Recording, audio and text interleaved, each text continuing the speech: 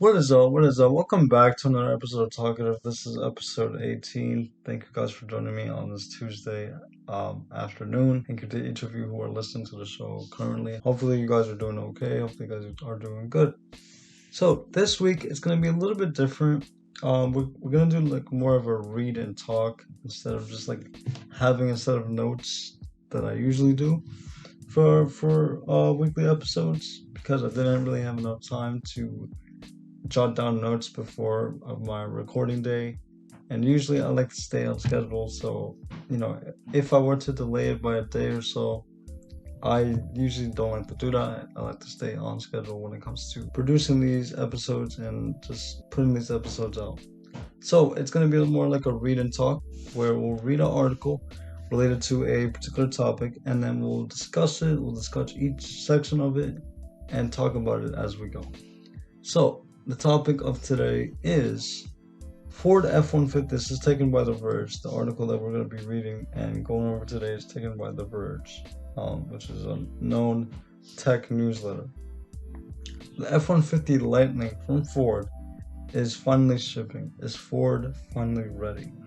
Ford CEO Jim Farley knows that there's a lot of improvement, or there's lots to improve as Ford continues into the EV or continues to become an EV company. So, if you guys are truck people, you might be well aware, if you guys are big truck fans, that the F-150 has been anticipated for a while, for like we're over a year now.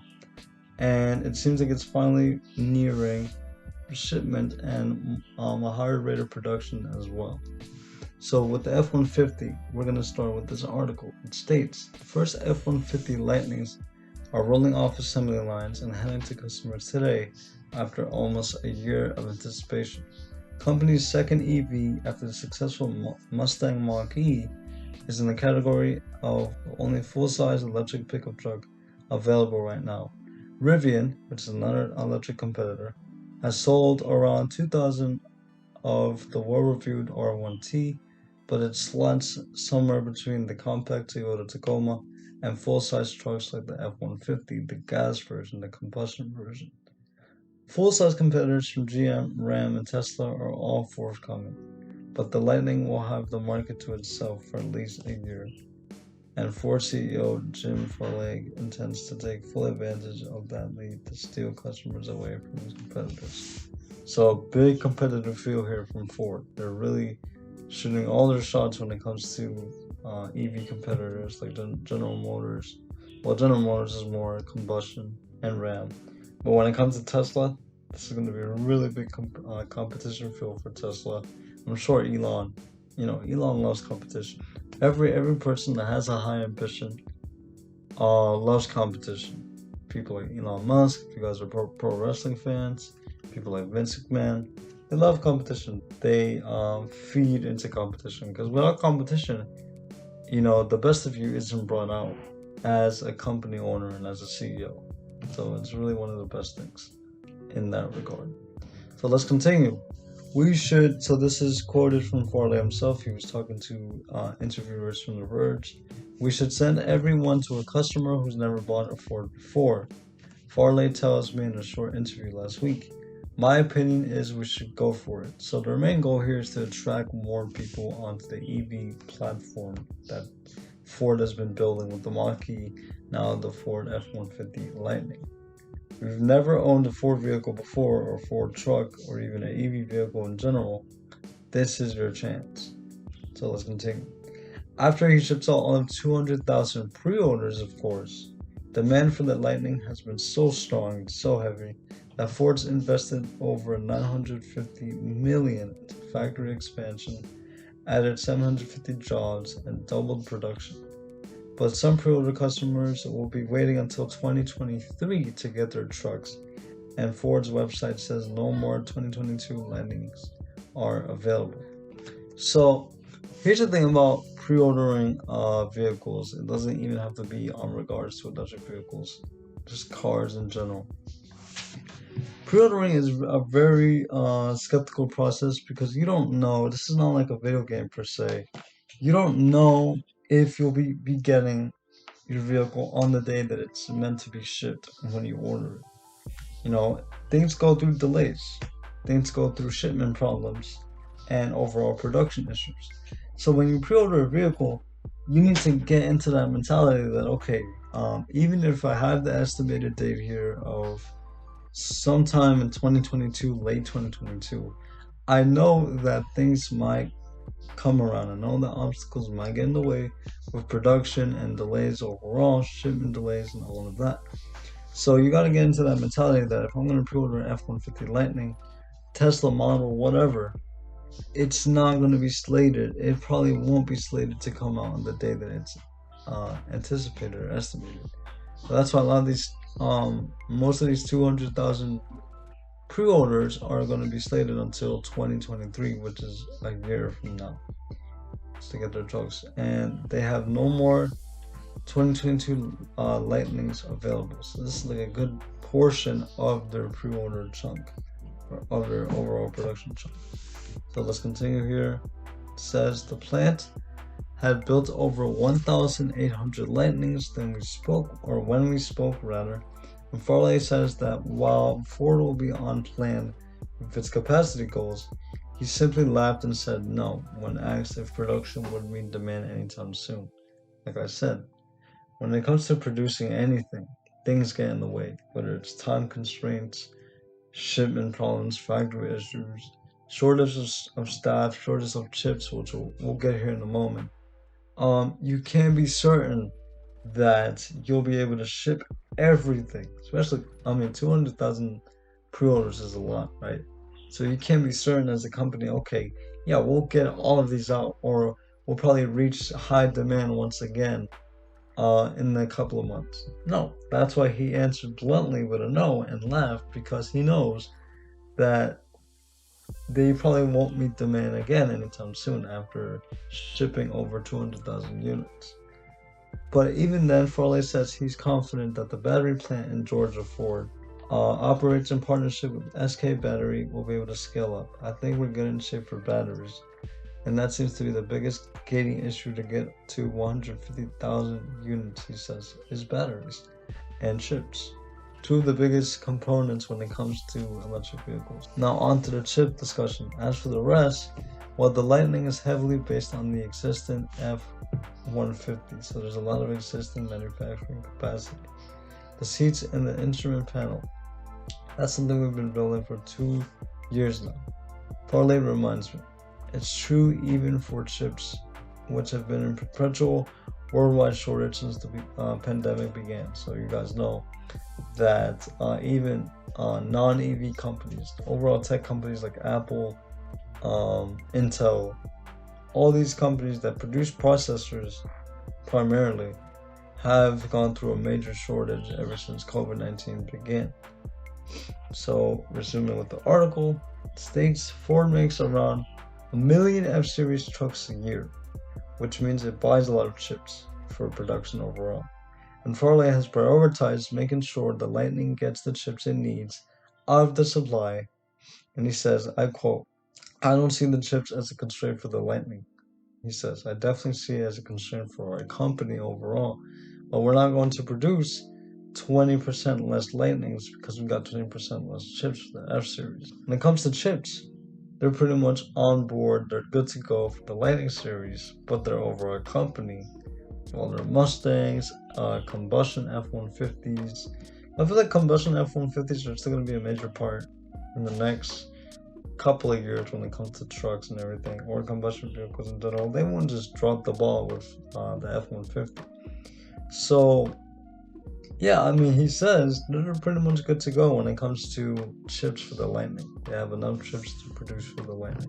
So to continue on here, he states, Farley says Ford will have to stay focused on pre-orders for 6 months to a year, but then he wants to aggressively market the Lightning to people shopping for other truck brands.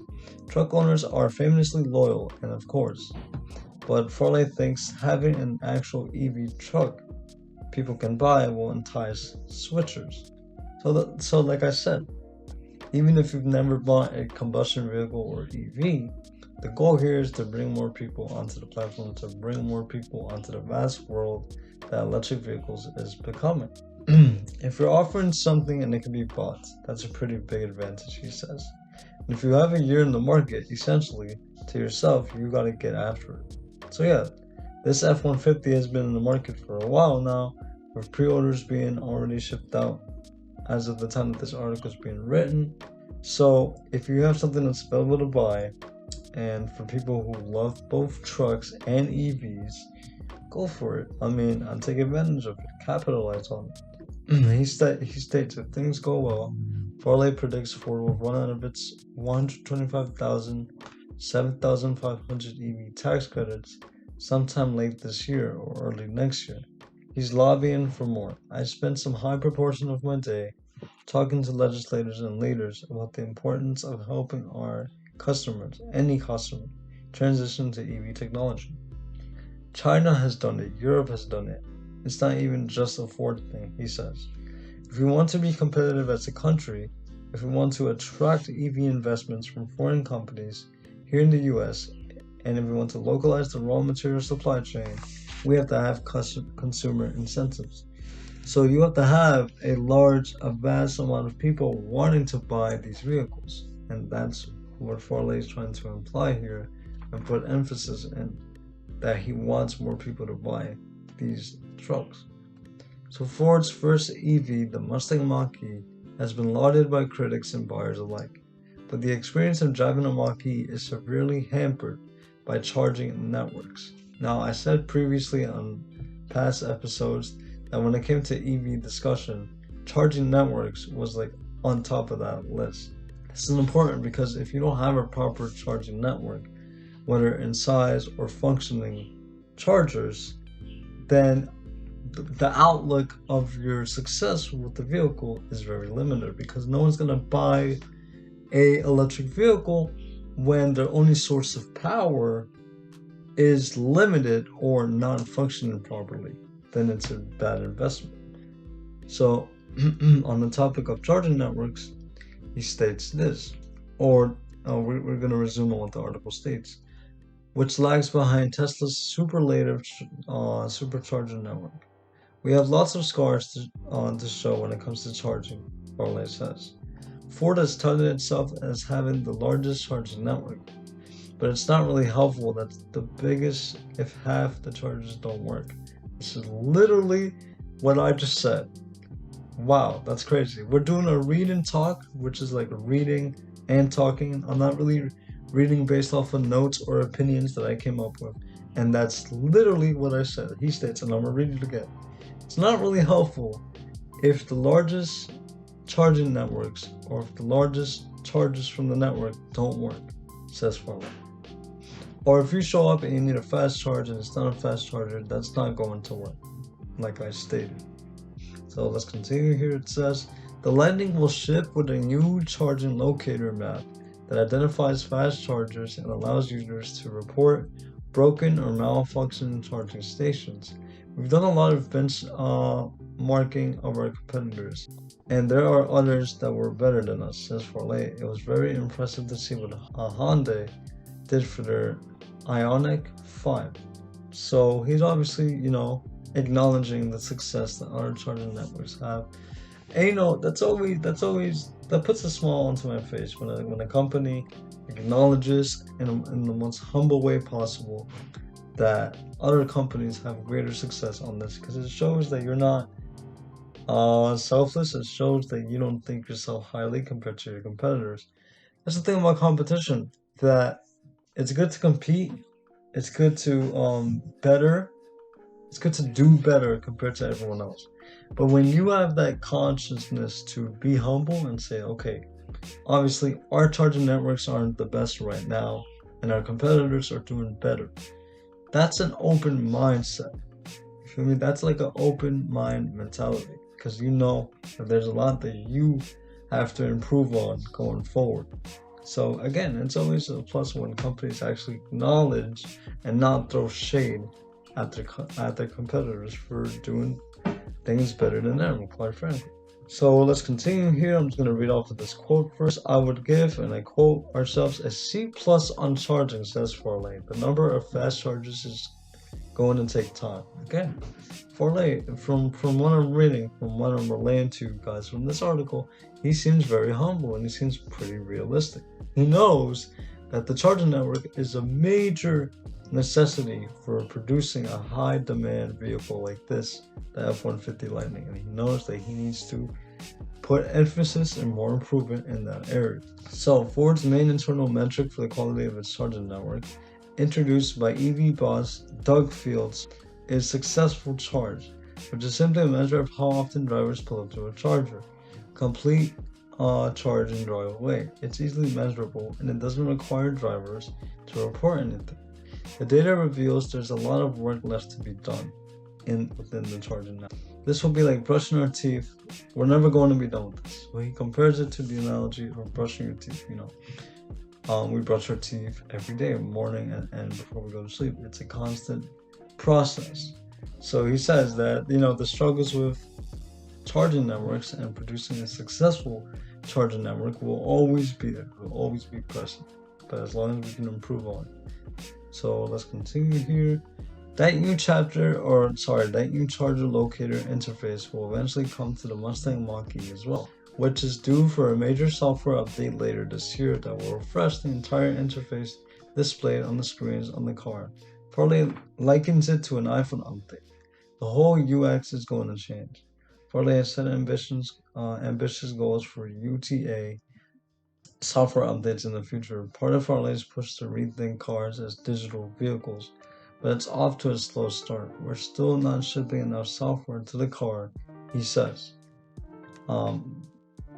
Field coming off stints or stints, I think it's stints, the word, from Apple and Tesla, has begun to improve things. So let's continue. So obviously, like I said, the main focus here is to improve on their charging network and keep everything up to date with intuitive and substantial software updates as well, because software is also important when it comes to electric vehicles. And I quote, "We've had some difficulties with Blue Cruise when Doug got here," Farley says, discussing Ford's Level 2 driver assistance program, which was released as a software update for vehicles that had the right hardware.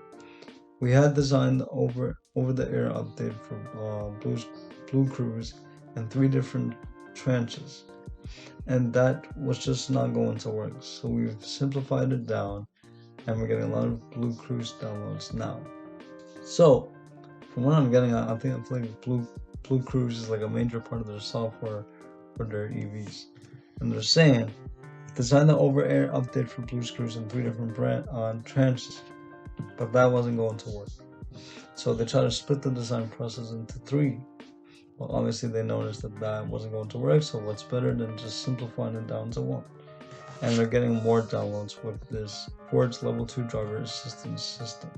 Like I said, it's probably a major part of their Ford software department for these vehicles.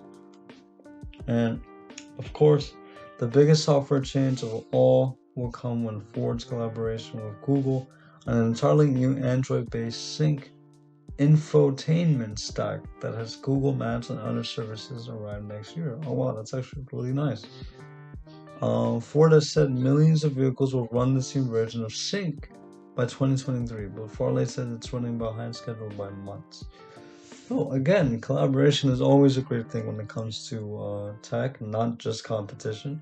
Being able to, have that handshake moment. If you guys are anime fans, when the protagonist and perhaps like another protagonist or major antagonist or villain shakes hands and they have like that collaboration moment, like yes, we're gonna work together here.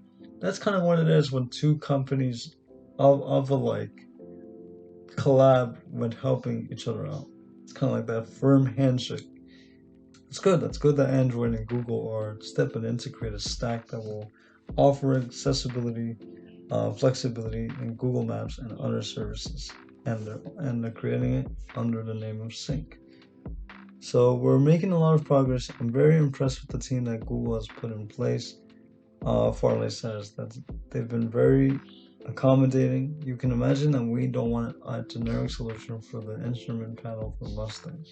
We want like line lock to do a burnout, but it is slightly delayed, so so that will be later in the fall. Current Ford vehicles will not be upgradable to the new Android-based sync, which means these first Lightnings off the line will have Ford's existing Sync Force system, while 2023 Lightnings that ship next year will have the new Android-based system and a potential silver lining for impatient pre-order buyers.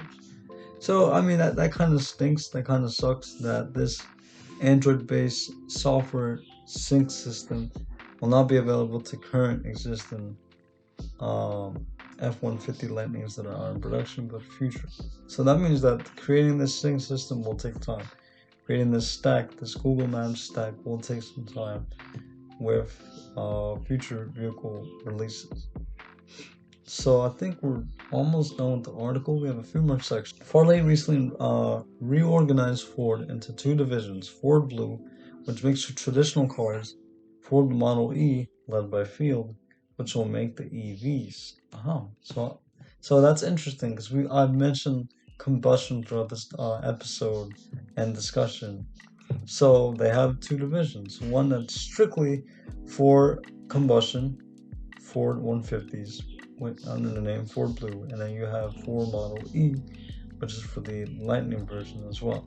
Like I said, I don't feel like the combustion vehicles are going to be leaving anytime soon, so this is a plus for those who like to hear the rev of the combustion engines and just that gasoline engine torque. I know a lot of people are a fan of that as well. So I'll continue on with the paragraph. So they got the two divisions led by Field, which will make the EVs. Farley says the Lightning is just the first of a portfolio of trucks, and that Field and his team will have the freedom to invent radically new vehicles to compete against Tesla and others. We are not going to serve the entire market with just one product. Of course, I mean, the F-150 Lightning is just the beginning. Says Farley, our strategy is definitely going to electrify our icons like the Mustang and F-150, but just because we're electrifying our icons doesn't mean we're going to be kind of rote in approaching that. So don't expect the Ranger Lightning or Maverick Lightning, even if an EV Maverick sounds like a great idea. Okay, so what they're saying is they want to keep, from what I'm getting at in this section of the article, they want to keep the combustion name alive. They don't want to overdo it with the transition to EV. Probably their iconic vehicles, Mustangs and F-150 pickup trucks, will be the staple of this EV transition for Ford. So as they said, don't expect a Ranger Lightning or a Maverick Lightning, even if an EV Maverick sounds like a great idea. He says it's not going to be a kind of rote in approaching that. So they're not going to push it down or really eliminate that combustion moniker that Ford's been known for years. And a lot of like Ford, Dodge. That's the thing too. Dodge, I've heard that they're going to be releasing potential EV Hellcats, and maybe even just the Challenger side of things. And it's like electrified Hellcat, like an electrified Challenger, it's going to be really, really different and probably even weird because nobody's used to just an electrified version of a Hellcat, especially if they love, again, if you're a lover of revving your engines, doing burnouts, is hearing that torque when you pull off. It's just, it's just something that's within your car heart, to say the least. And they won't want that to disappear. So, like I said, they're keeping the combustion moniker alive. The goal, in the end, is to allow the Model E team to build new kinds of EVs that compete directly with Ford's existing vehicles. So they won't continue to make their entire lineup EV. They'll probably come up with different vehicles that it's going to be based on this Model E team or branch or division only. That's going to be exclusive to this division only. That compete directly with Ford's existing vehicles and let the chips fall where they may, as if he's ready to mediate disputes between Ford's huge traditional car businesses and his upstart EV division, Farley laughs. I think if we do our job right, I'll be worrying about that for the rest of my career. So, pretty much, again, he wants to keep the traditional combustion name alive. He doesn't want to go through this struggle or balance or overtake of this EV division, which is why he kept Ford Blue. And that's all she wrote. Alright, ladies and gentlemen, so kind of a different layout for the episode this week. It's kind of more like a read and talk. I like this layout because we were able to not only discuss points that I got from the topic or from the article, but pretty much we were able to talk and discuss aspects of an entire article, section by section. So I might even do more of this. I mean, it'll eliminate the hassle for note taking for that week, and it'll probably be more fun. It's like we talk and discuss, and I feel like maybe doing this with guests could be good too, because they can give their take on a section of an article as we read. So if you guys want more of this, where instead of just reading notes like I usually do, we read the article directly. So it's like a read and talk. So we read it directly, and then we give our takes, or I give my take and opinions and discussion afterwards. If you guys want more of that, let me know. So this has been episode 18. I'll leave you guys with the disability fact of the episode. Thank you guys for joining me. I'll see you guys next week for episode 19. We're almost to episode 20. So like I said, minor goal for me, but like in the heart, really major goal for the show overall. So we're almost there. Thank you guys for joining me. Have a good rest of your day. Have a blessed day, and I'll see you guys next week. Take care.